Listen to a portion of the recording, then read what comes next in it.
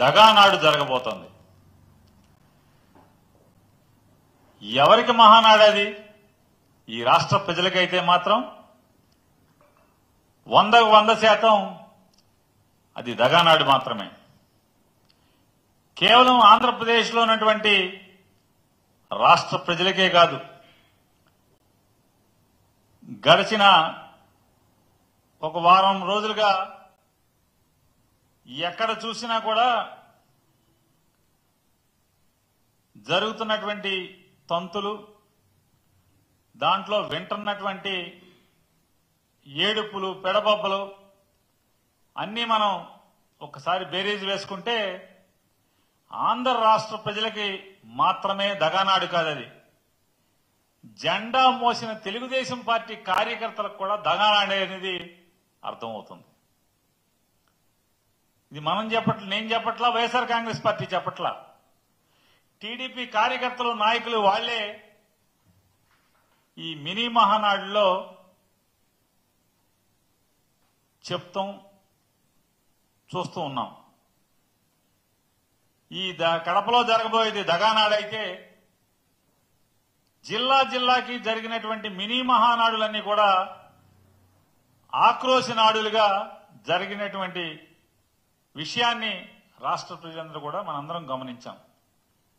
ప్రతి ఛానలు ఈ ఆక్రోశ నాడుల్ని లేదా మినీ మహానాడు పేరుతో జరుగుతున్నటువంటి తెలుగుదేశం పార్టీ కార్యకర్తల ఆక్రోశ నాడుని మనందరం వీక్షించాం.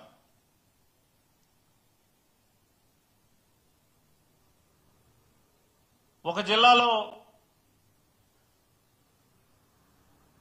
పాపం ఆయన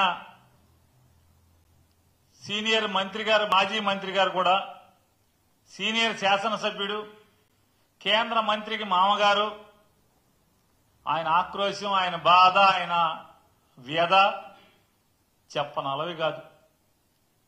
పాపం ఆయన బాధ నిజంగా అంటే వైఎస్ఆర్ కాంగ్రెస్ పార్టీ ఓడుగానో లేదా మాజీ మంత్రివర్యులు, మాజీ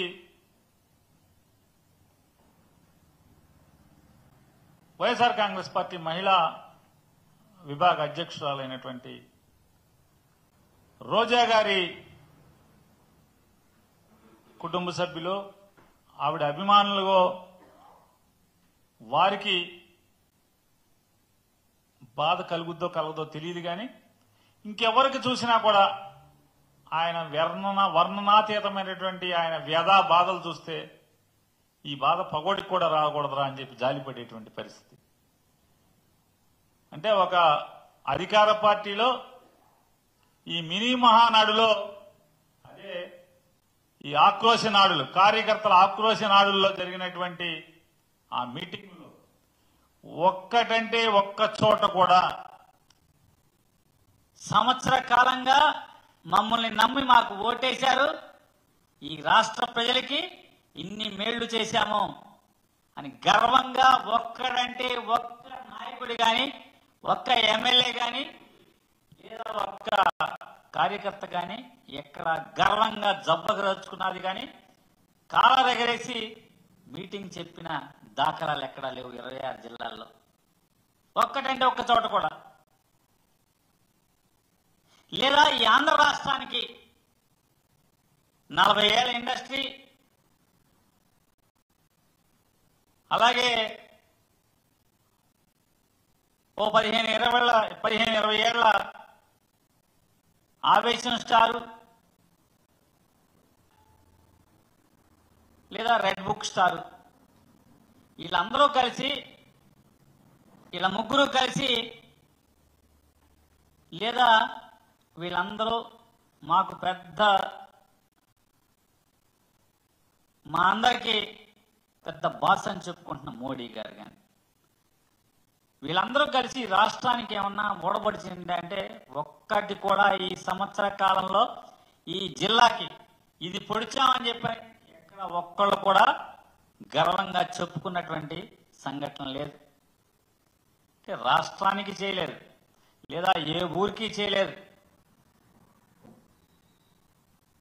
ప్రజలకి చేయలేదు. ఇక ఆయన ఈ ఎమ్మెల్యేల బాధలు చెప్పుకుంటా ఏం మొహం పెట్టుకుని మేము జనాల్లోకి వెళ్ళాలి? పనులు అడుగుతున్నారు, పనులు చేయడానికి డబ్బులు ఎవరు, నిధులు ఎవరు? సిగ్గేస్తుంది. మీరు కనుక ఇక డబ్బులు ఇవ్వం, మీకు నిధులు ఇవ్వమని కనుక చెప్పేసేయండి. మీరు మాకు ఓటేసి దగా పడ్డారు, మీరు నన్ను మన్నించండి అని చెప్పి మేము ఓళ్ళని పడి తిరుగుతాం జనాల దగ్గరికి అని చెప్పని, ఇదే ఏకైక మార్గం అని చెప్పని సాక్షాత్తు అధికార పార్టీ ఎమ్మెల్యేలే వాళ్ళ పార్టీల మినీ మహానాడుల్లో ఆక్రోశించారంటే ఈ ప్రభుత్వం విఫలమైనట్ట? వీళ్ళు రేపు కడపలో 27, 28, 29 తారీఖుల్లో జరిగేటువంటి అది మహానాడా లేదా నేను చెప్పినట్టు దగానాడా? అలాగే ఇంకొక జిల్లాలో పదవులన్నీ ఒక పార్టీ వాళ్ళకే పోతున్నాయి. గతంలో కమ్యూనిస్ట్ పార్టీలు మనతో కలిసి వస్తే ఎలా అయితే మనం వాటి పీక పిసికి చంపేశామో, రాబోయే రోజుల్లో ఇదే తంతు కొనసాగితే తెలుగుదేశం పార్టీ కూడా నో కమ్యూనిస్ట్ పార్టీ లాగానే నూకలు చెల్లిపోతాయని చెప్పని సాక్షాత్తు ఆ పార్టీ శాసనసభ్యులే మినీ మహానాడులో వాళ్ళ ఆక్రోశాన్ని వెళ్ళగక్కున్న పరిస్థితి ఒక జిల్లా చూసాం. మరొక జిల్లాలో ఇంతకన్నా దిక్కుమాలిన మినీ మహానాడు ఎవరైతే జరపాలో దానికి అధ్యక్షత వహించి దాన్ని నడపాల్సిన అధ్యక్షుడే ఆ సభకు డుమ్మా కొట్టాడని చెప్పని ఒక సీనియర్ కార్యకర్త లబో దిబోమని గుండెలు బాదుకునే పరిస్థితి. ఎన్టీ రామారావు ఉన్నప్పుడు తెలుగుదేశం పార్టీ వేరు, గతంలో తెలుగుదేశం పార్టీ వేరు. ఇవాళ దిక్కుమాలినతనానికి మారుపేరుగా మారిన తెలుగుదేశం పార్టీ అని చెప్పని ఆ జిల్లాలో ఆ కార్యకర్త ఏడుపులు పెడబొబ్బలు.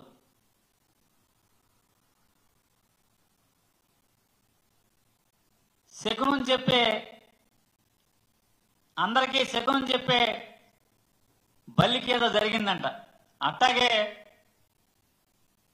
ఎన్టీ రామారావు పార్టీ పెట్టిన కాడి నుంచి పార్టీ పెట్టాను, నేను పార్టీలో ఉన్నాను, పుట్టానని చెప్పేటువంటి ఆయనకి కనీసం ఒక బ్యానర్ కూడా లేదని వాళ్ళ జనం అంతా కూడా గోల అల్లరల్లరి ఒక జిల్లాలో.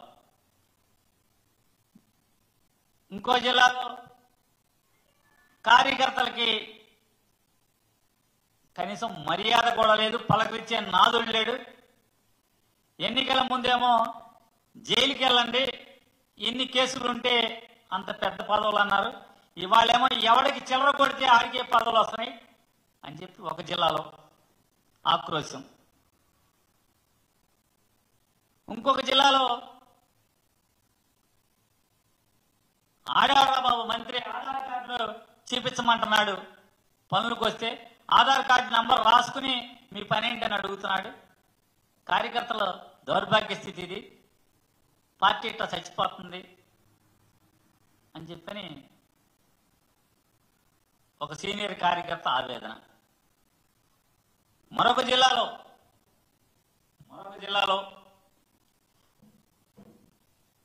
ఆయన మాజీ మంత్రి కుమారుడు, ఆయన ఆక్రోశం.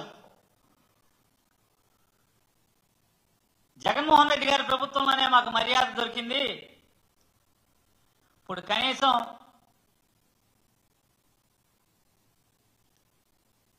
మర్యాద అనేది లేకుండా పోయింది ఎవరికి. శత్రువు ప్రభుత్వంలోనే మేము మర్యాదగా బతికాం,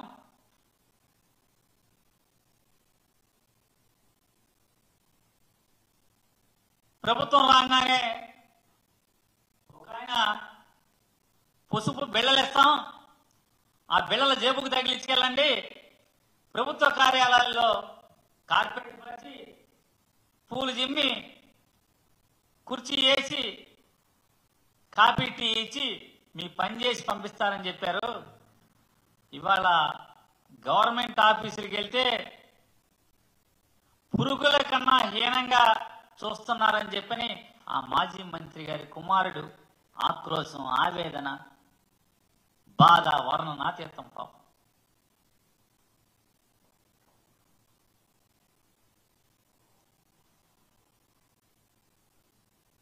ఇంత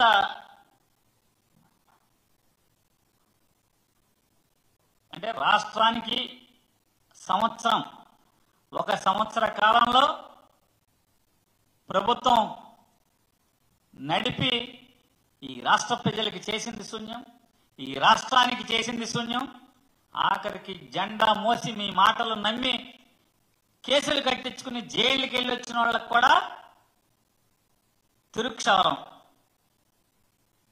ఇది ఇవాళ ఈ రాష్ట్రంలో ఉన్న పరిస్థితుల్ని ఈ మినీ మహానాడుల ద్వారా తెలుగుదేశం పార్టీ నాయకులు, కార్యకర్తలు, శాసనసభ్యులు వాళ్ళ ఆక్రోశ నాడుల్లో వెళ్ళగక్కినటువంటి బాధాతప్త హృదయాలతో కన్నీరు మున్నీరైనటువంటి సంఘటనలు ఈ రాష్ట్ర ప్రజలందరూ కూడా అనేక మాధ్యమాల ద్వారా మనందరం కూడా చూసాం. ఇవాళ దివంగత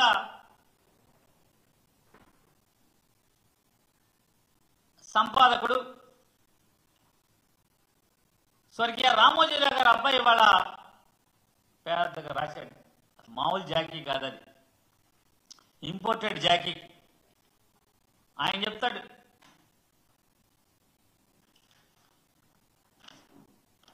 ఇది ఎవరో స్టేట్మెంట్ కాదు, వాళ్ళు రాసిందే. అంటే వాళ్ళ యొక్క కథానిక. తెలుగుదేశం పార్టీ విధానంలోనూ సూపర్ సిక్స్. ఓరి మీ సూపర్ సిక్స్ చల్లకుండా మామూలుగా జనాలకు ఇచ్చిన సూపర్ సిక్స్ లేవు ఇక్కడ, మళ్ళీ కార్యకర్తలకు సూపర్ సిక్స్ అంట.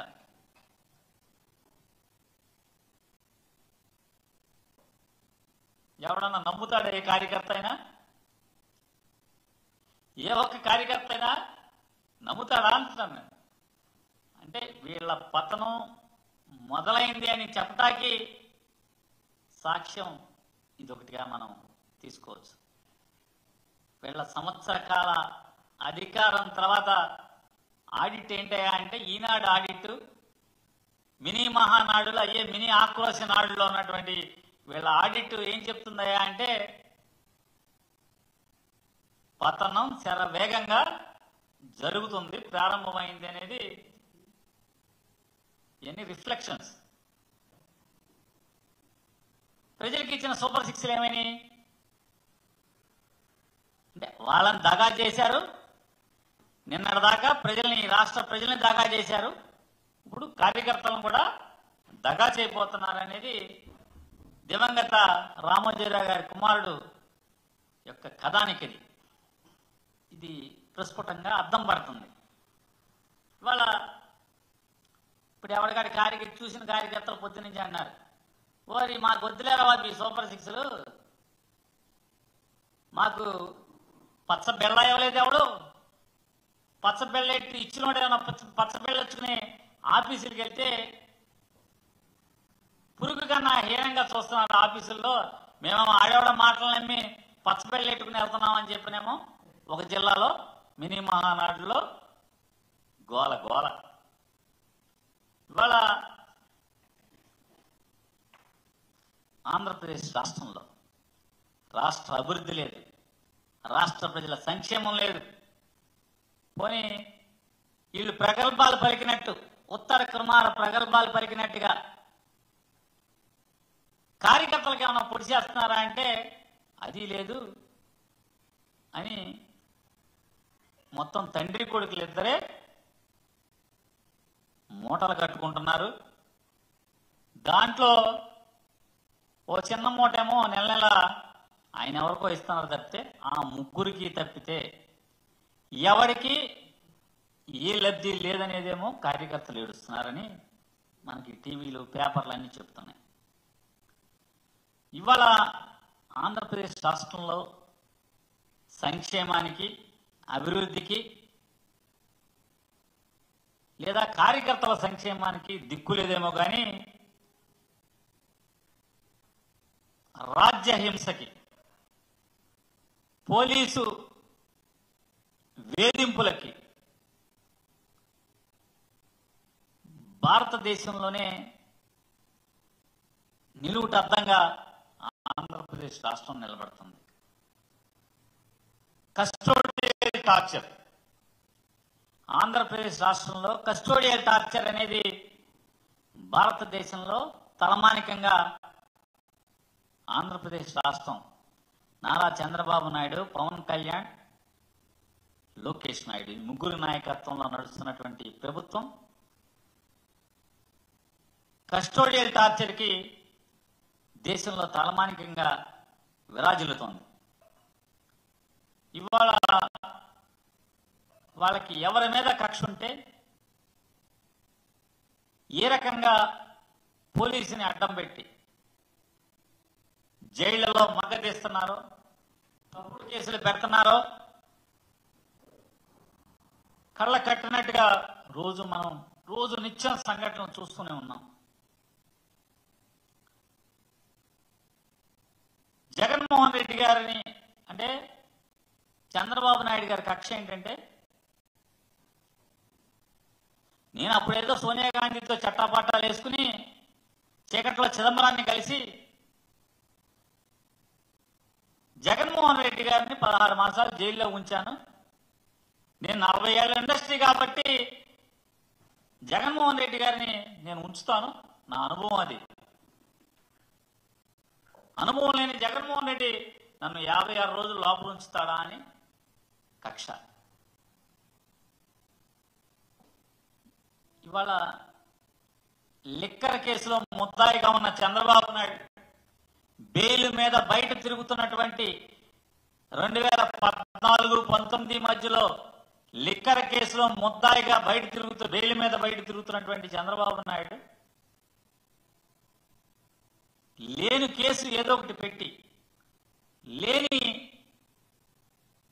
అవినీతిని లేదా లేని దొంగతనాన్ని సృష్టించి నన్ను పెట్టాడు కాబట్టి మళ్ళీ జగన్మోహన్ రెడ్డి గారిని లోపల పెట్టాలనేటువంటి తంతు మనం చూస్తున్నాం. ఆ తంతులో భాగంగా రోజుకొక ఈనాడు జ్యోతిలో చంద్రబాబు చెప్పింది రోజుకొకటి రాస్తారు. ముందు విజయసాయి రెడ్డి మొత్తం లిక్కర్ స్కామ్ చేశాడు, విజయసాయి రెడ్డిని కటకటాలు మోసలు లెక్కెట్టిస్తామని చెప్పి రాయించారు. విజయసాయి రెడ్డి పాత్ర పార్టీలోంచి వెళ్ళిపోగానే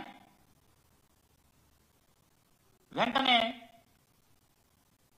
రాజకేశిరెడ్డిదే మొత్తం ప్రధానమైన పాత్ర, మొత్తం కర్త కర్మ క్రియే అంతా అతనే అని చెప్పి ఇంకొక రోజు రాస్తారు. మరొక రోజు రాస్తారు జగన్మోహన్ రెడ్డి మొత్తం దొరికేశాడు, అరెస్ట్ చేయడమే గజగజలాడిపోతున్నారు మొత్తం వైఎస్ఆర్ కాంగ్రెస్ పార్టీ వాళ్ళు ఇంకో రోజు రాస్తారు. ఇదే ఈనాడు ఇదే జ్యోతి. అరే నిన్న మొన్న ఇది రాశాం కదా, మనకు సిగ్గుండాలి కదా. మన పేపర్లో నిన్న మొన్న ఒకటి రాసి మళ్ళీ ఇంకోటి వాళ్ళు ఎట్లా రాస్తాం అనేది ఏమాత్రం ఇసుమంత కూడా బిడి పడకుండా మరి భగవంతుడు పెట్టలేదు. మళ్ళీ ఏం రాస్తారు, ఈ మొత్తం నగదు మొత్తాన్ని బంగారం కొన్నారని రాస్తారు ఒకరోజు. ఇంకో రోజు చెప్తాడు ఓ ఫారెన్ వెళ్ళిపోయింది మొత్తం డబ్బులని, దుబాయ్ వెళ్ళిపోయినాయి డబ్బులని రాస్తాడు. ఇంకెవడో పాత్ర అంటారు. మరొక రోజు రాస్తారు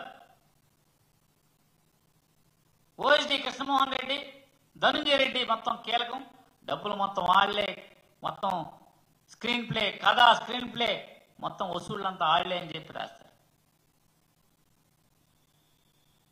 మళ్ళీ వాళ్ళు రాస్తారు మొత్తం మిథున్ రెడ్డే, కర్త కర్మ క్రియ అంతా కూడా మిథున్ రెడ్డే ఈ డబ్బులన్నీ కూడా వాళ్ళ కంపెనీలోకి తీసుకుని ఆ కంపెనీ నుంచి అసలు నాయకుడికి ఇచ్చేవాడని రాస్తారు. సిగ్గుపట్టం కానీ అరే రోజుకో రకమైన స్టోరీ రాయటం ఏంటి అంటే ఇదంతా ఎట్లా అంటే ఎవరన్నా కథ రచయిత ఒక స్టోరీ పట్టుకుని హీరో దగ్గరికి వెళ్ళారనుకోండి, ప్రొడ్యూసర్ దగ్గరికో ఆ లైన్ మార్చి ఇది రాలేదంటే మళ్ళీ వచ్చి తెల్లారి ఇంకో లైన్ మార్చి తీసుకెళ్తాం, ఇంకో పాత్రను చంపేయటం, కొత్త పాత్రలు సృష్టిస్తాం. దానికి దీనికి తేడా ఏమైనా ఉందా అని అడుగుతున్నాను. రోజుకొక కథ వండి మార్చడం ఈనాడు, ఆంధ్రజ్యోతి. పోలీసులు కూడా రాస్తారు రిమాండ్ రిపోర్టులో. నిన్న మొన్న రాస్తాడు ఎన్నో లక్షల కోట్ల పేజీల మెమరీని మొత్తం ధ్వంసం చేశారు, కీలక ఆధారాలన్నీ నాశనం చేసేశారు. ఆధారాలు లేకుండా మీకు అసలు అంటే ఆధారం అనేది లేకుండా అది కేసు ఎక్కడది? తప్పు జరిగిందని మీకు ఎవరు చెప్పారు? అంటే జగన్మోహన్ రెడ్డి గారిని అరెస్టు చేయాలనే దగ్గర నుంచి బయలుదేరి కిందకు వస్తారు. ఎలా అరెస్ట్ చేయాలి? ఇప్పుడు ఆధారాలు లేవంట కొత్తగా. ఇప్పుడు మళ్ళీ మిథున్ రెడ్డి గారికి అంట 5 కోట్లు ఏదో అదాన్ కంపెనీ నుంచి 2019లో వచ్చింది.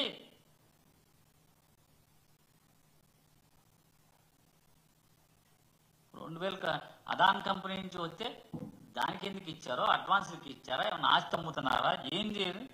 ఇన్కమ్ ట్యాక్స్ వాడిని అడుగు, రాయండి ఇన్కమ్ ట్యాక్స్కి. ఇన్కమ్ ట్యాక్స్కి రాస్తే చెప్తారుగా ఈ గతం 2019 కదా, ఇప్పుడు అయిపోయినాయి కదా. లేదా పిఎల్ఆర్ కంపెనీ వాళ్ళని అడిగినా కూడా, మీరు నోటీస్ ఇచ్చినా కూడా ఇదిగో పలానా 5 కోట్లు ఏంటి, ఎక్కడి నుంచి వచ్చినాయి, ఎందుకు వచ్చినాయి అంటే వాళ్ళు 5 నిమిషాలు ఇస్తారు కదా, కాగితాలు మీ ముఖాన్ని కొడతారు కదా. అంటే బురద పూయటం, బట్ట కాల్చి మొహానేయటం. చంద్రబాబు దొంగతనం దొరికిపోయాడు కాబట్టి జగన్మోహన్ రెడ్డి గారిని కూడా అలాగే ఏదో ఒక నింద వేసేయాలి, అరెస్ట్ చేసేయాలి. అంటే ఒక్కొక్క రోజు ఒక్కొక్కటి పాత్ర, ఒక్కొక్కడు వంతు. ఏంటి అంటే రేపో మాపో మిథున్ రెడ్డికి బెయిల్ హీరింగ్ వస్తుంది కాబట్టి ఈలోపు ఈ పేపర్లన్నీ జడ్జిలందరూ చదవాలి. చదివి మొత్తం మిథున్ రెడ్డి అనమాట కర్త కర్మ క్రియ అని. అంటే నిన్న మొన్న చదవరా జడ్జిలు మీరేం రాశారో? అలాగే చంద్రబాబు నాయుడు గారిని అరెస్టు చేయడానికి పోలీసులందరికీ ధైర్యం చెప్పాడు. ఇదంతా కూడా మీకేం పర్లేదు, ముందుకు నడవండి అని చెప్పాడు. కాబట్టి సీతారామాంజనేయులు గారిని జైల్లో వేసేయాలి. జైల్లో వేసి ఇప్పుడు ఏం చెప్తారంటే జైలు అరెస్ట్ చేయడానికి వెళ్ళిన రోజు నిజంగా ఎవరన్నా ఉంటే పేపర్లో వార్త రాస్తే ఆ వార్తను ఆధారంగా బెయిల్కి పరిగెత్తిన ఆయన రెడ్ బుక్ రాజ్యాంగకర్త. ఈయనేమో జన కార్యకర్తలకు ఏం చెప్తాడు, మీరు అరెస్ట్ అవ్వండి, ఎన్ని కేసులుంటే అంత పోటుగాళ్ళు, మీరు పెద్ద పెద్ద పదవులు ఇస్తామని చెప్పి కార్యకర్తని రెచ్చగొట్టి పేపర్లో అతని మీద కేసు ఉంది అనగానే తప్పని బెయిల్కి పరిగెత్తి.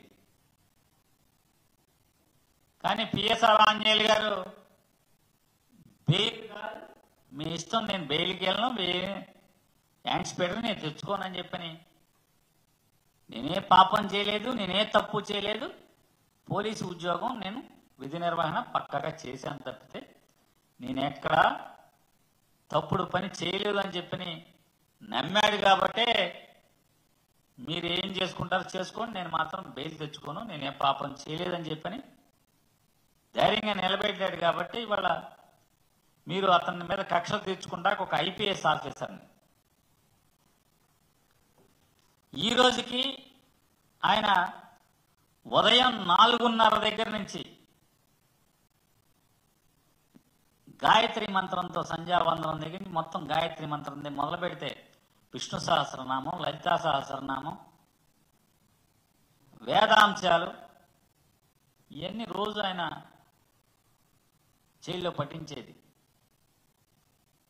పొద్దు నుంచి రాత్రి దాకా. జైలు అధికారులు చెప్తున్నారు ఇవన్నీ. ఆయన ఊరికే మనం మామూలు పోలీసుడు అనుకున్నామండి, కానీ సనాతనంగా సద్బ్రాహ్మణుడు ఎలా జీవిస్తాడో అలాగే ఆయన జీవన విధానం కొనసాగుతుందని చెప్పని జైలు అధికారులు బయట మాట్లాడుతున్నారు. ఆయన ఇంట్లో కర్నూలు నుంచి ఒకరిని తీసుకొచ్చి ఇల్లంతా ఎతికిచ్చారు. ఆ రోజు ఆయన ఫోన్ అడగగానే ఫోన్ ఇచ్చేసాడు మీకు. మొత్తం బాత్రూముల దగ్గర నుంచి బాత్రూంలో కమోడు ట్యాంకులతో సహా అన్ని ఎత్తుక్కున్నారు కదా, మీరు ఎత్తుక్కున్నారు కదా. మళ్ళీ ఇవాళ సీతారామాన్యాయులు గారి సోదాలు. ఏంటి సోదాలు?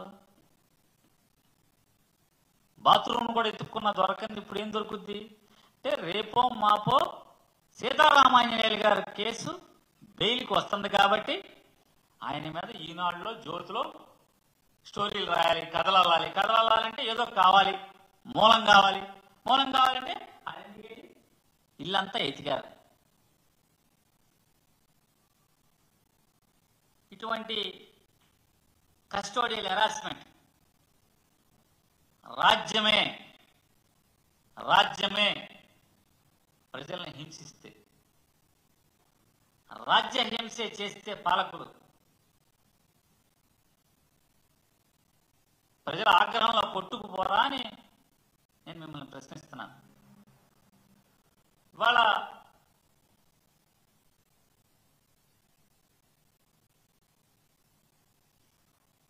ఎంత పచ్చి దగాకోరులు అంటే వీళ్ళందరూ కూడా.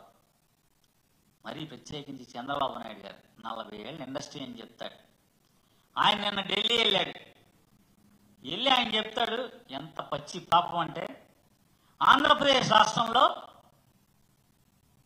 తల్లికి వందనం అనే ప్రోగ్రాం జరుగుతుందని చెప్తున్నాడు. ఇంతకన్నా దగా ఇంకోటి ఉంటుందా అని అడుగుతున్నాను. మీడియాకి, ఢిల్లీ మీడియాకి చెప్తున్నాడు. ఎందుకంటే వాళ్ళు అక్కడ ఉంటారు, మనం ఏదో ఒకటి అడ్వర్టైజ్మెంట్ ఇవ్వచ్చులే ప్రభుత్వం తరఫున, ఏది కావాలంటే అది మనం చెప్పింది వాగింది రాసేస్తారులే అని చెప్పని అమ్మకు వందనం ఆంధ్రప్రదేశ్ రాష్ట్రంలో అమలు చేస్తున్నామని చెప్పి ఆయన నిన్న మాట్లాడతాడు. అందుకే ఈ ఆంధ్ర రాష్ట్ర ప్రజలందరూ కూడా రేపు జరగబోయేది కడపలో దగానాడు తప్పితే మరొక నాడు కాదనేది అందరూ భావిస్తున్నారు. ఇవాళ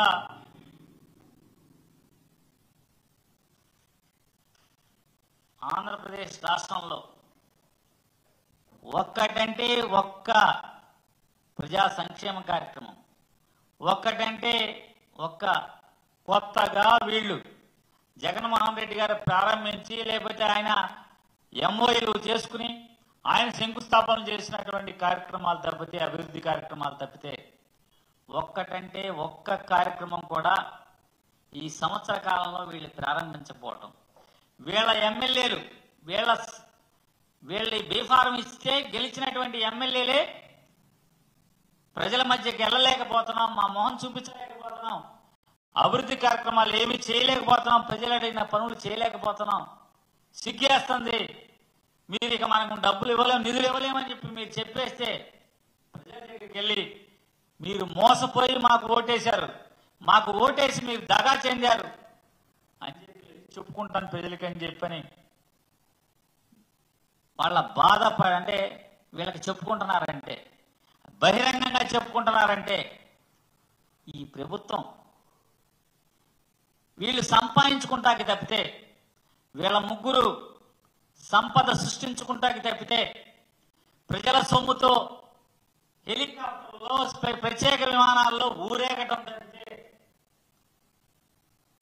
లేదా హెలికాప్టర్లోనో విమానాల్లోనో సుమారుగా నెలకి 6-7 కోట్లు ఖర్చు పెట్టి కాయగూరలు ఇంటికి తెచ్చుకోవటం. చంద్రబాబు నాయుడు గారి ఇంటికి కాయగూరలు కావాలంటే విమానం వేసుకెళ్ళి తెచ్చుకుంటున్నాడు. హెలికాప్టర్ విమానం వాడి ఇంటికి కాయగూరలు తెస్తాడు. ఇంట్లో ఏ కూరలు కావాలో ఏ కూరలు ఆయన గుర్తుంటాయి. ఆరోగ్యానికి కీరదోసకాయ కావటం బాగుంటుందని చెప్పి గుర్తుంటే కొనుక్కుంటాడు.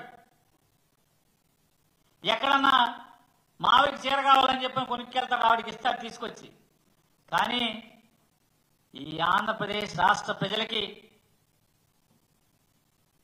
జగన్మోహన్ రెడ్డి లాగా నేను అప్పులు చేసి పథకాలు అమలు చేయను, సంపద సృష్టించి జగన్ అప్పు చేసి 10 రూపాయలు మీకు ఇస్తే నేను సంపద సృష్టించి ఏ అప్పు చేయకుండా 15 రూపాయలు ఇస్తానని కోతలు కోసినటువంటి చంద్రబాబు నాయుడికి ఆ కోతలు గుర్తుకురావు. ఇప్పటికి 1,50,000 కోట్ల రూపాయలు ఈ రాష్ట్రానికి అప్పుల్లో ముంచినటువంటి సంవత్సరం తిరగకుండానే 1,50,000 కోట్ల రూపాయలు అప్పులు కుప్పలోకి కూర్చున్నటువంటి పరిస్థితులు మనం చూస్తే, జనం సొమ్ముతో సోకులు చేసుకోవటం, జనం సొమ్ముతో దాచుకోవటం తప్పితే మరొకటి వీరికి లేదు. నేనొస్తే కరెంటు ఛార్జీలు తగ్గిస్తాను, మీరింట్లోనే కరెంటు పుట్టించి మీరు ప్రభుత్వానికి అమ్మేట్టుగా మిమ్మల్ని తయారు చేస్తానని చెప్పి ఇవాళ డొమెస్టిక్, ఇండస్ట్రియల్ కాదు, డొమెస్టిక్ అంటే గృహాల్లో ఇంట్లో వాడుకునేటువంటి కరెంటు యూనిట్లు 9 రూపాయలు వసూలు చేస్తున్నామంటే, జగన్మోహన్ రెడ్డి గారు ఉన్నప్పుడు ఇండస్ట్రియల్కి వసూలు చేసేవాళ్ళు. ఇవాళ డొమెస్టిక్ లో 9 రూపాయలు యూనిట్కి వసూలు చేస్తున్నామంటే ఏం చెప్పావు నువ్వు? వాళ్ళు ఏం పరిపాలిస్తున్నావు? దండుకోవటం, సోకులు చేసుకుని తిరగటం తప్పితే ఈ సంవత్సర కాలంలో ఈ తెలుగుదేశం పార్టీ ఇలా ముగ్గురు కలిసి సాధించింది ఏమీ లేదనేది మీ ద్వారా తెలియజేస్తాను.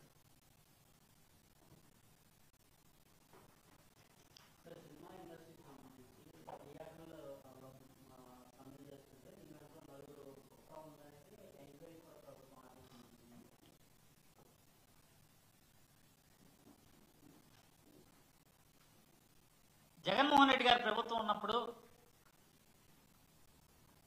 ప్రజలకి తక్కువ రేట్లకే సినిమా చూడాలి, లేదా నిర్మాతలు హీరోలు అన్కంట్రోల్డ్గా ప్రజల్ని లూటీ చేయకూడదని చెప్పని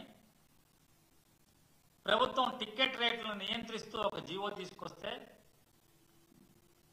సాక్షాత్తు ఇదే పవన్ కళ్యాణ్ గారు, సాక్షాత్తు ఇవాళ ఉప ముఖ్యమంత్రిగా ఉండి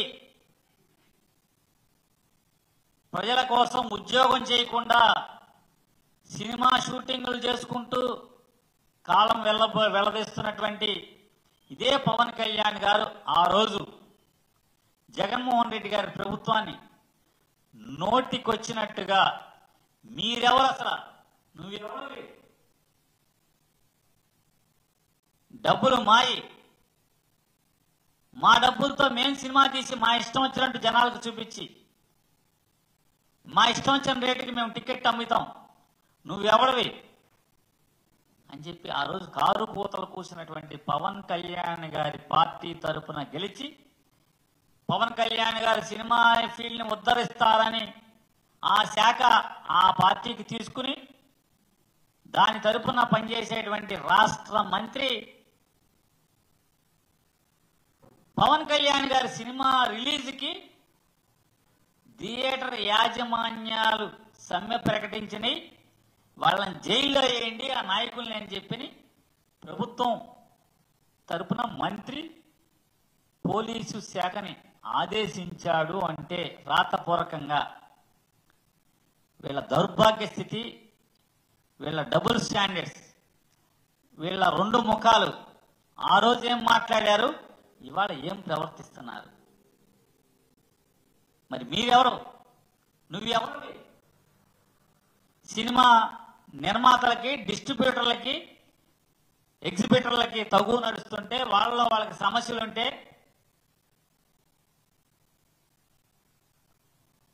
నీ సినిమా వాయిదా వేసుకోవాలి కదా, నీ సినిమా వాయిదా వేసుకోవాలి. అంతేగాని బెదిరించడం, జైల్లో వేస్తామని డీజీపీకి ఆదేశాలు ఇవ్వటం. ఏమంటారు దీన్ని? దివాళా కోరుతనం కాదా పవన్ కళ్యాణ్ గారిది? ఏమంటారు? దివాళా కోరుతనం కాదా అన్న. ఆ రోజు ఏం మాట్లాడావు? ఆ రోజు ఏం ఎగబడ్డావు, తెగబడ్డావు? ఇవాళ నీ చెప్పు చేతల్లో ఉండేటువంటి ఒక మంత్రితో నీ సినిమా కోసం కొన్ని థియేటర్లోనే పిలిచి ఏమన్నా సమస్యలు ఏంటని అడిగావా? ఆ మంత్రి అడిగారా? ఆయన అడగడు. ఆ మంత్రి గారు అడగాలి కదా. కొన్ని సినిమా వాళ్ళని పిలిచి ఏంటి సమస్య ఏంటి అని అడగాలి కదా. అయ్యేం అడగరు. అడగకుండా జైల్లో వేస్తాం మీరు కనుక సినిమా ఆపితే. అంటే ఆ రోజు జూన్ 1వ తారీఖు మీ సమస్యల కోసం సమ్మె చేస్తే జైల్లో వేస్తాం. తర్వాత చేసుకోండి సమ్మె, సినిమా ఎత్తేసాక. ఇదో ఫ్లాప్ సినిమా. ఆ రాబోయే ఫ్లాప్ సినిమాకి ఏదో అన్న సామెతగా ఉంది. ఈ రాబోయే ఫ్లాప్ సినిమాకి మళ్ళీ జైల్లో వేస్తాం, ఆ వేస్తాం, ఈ వేస్తాం. కోడలకి బుద్ధి చెప్పి అత్త తెడ్డు నాకింది అని చెప్తారు మూడు సామెత. అట్లా పవన్ కళ్యాణ్ గారు అధికారంలో ఉంటే ఒక భాష, వెనకటి పరుచూరు గోపాలకృష్ణ గారు డైలాగులు ఉండే, అదైతే ఇది రాసుకో, ఇదైతే అది రాసుకో. వీళ్ళు కూడా అంతే, పవన్ కళ్యాణ్ ముఠా కూడా. అప్పుడు అది రాసుకో, ఇప్పుడు ఇది రాసుకో.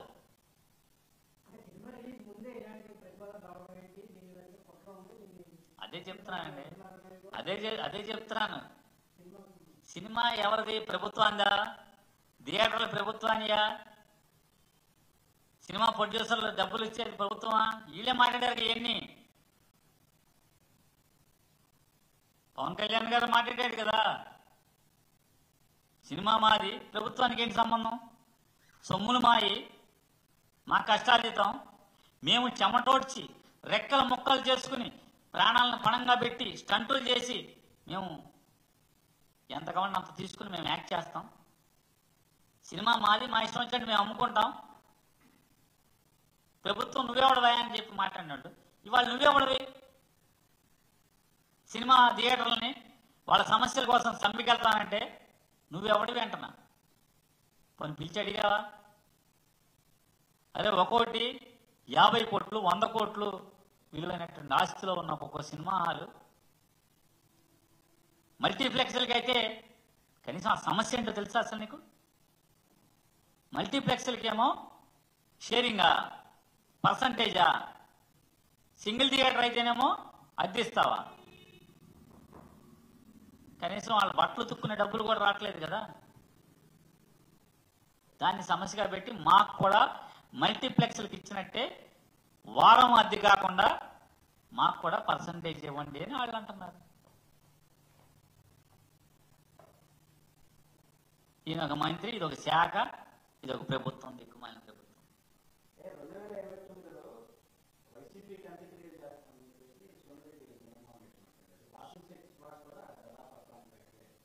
సోమిరెడ్డి చంద్రమోహన్ రెడ్డి గారు ఏమన్నారు? అంత్యక్రియలు 29 అంత్యక్రియలు చేస్తాడు.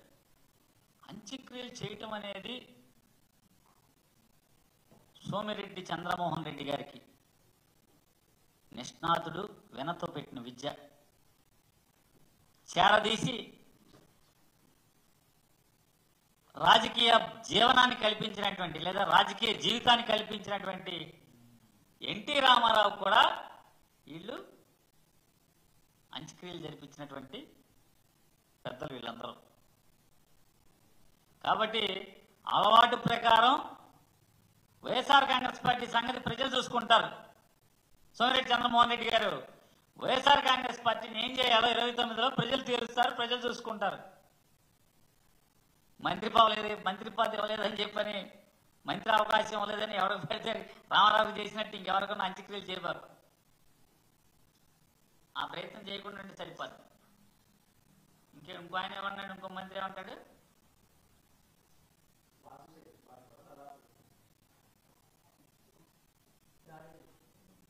ఆ వాసంశెట్టి సుభాషే ఒక చిన్న పిల్లగాడిద.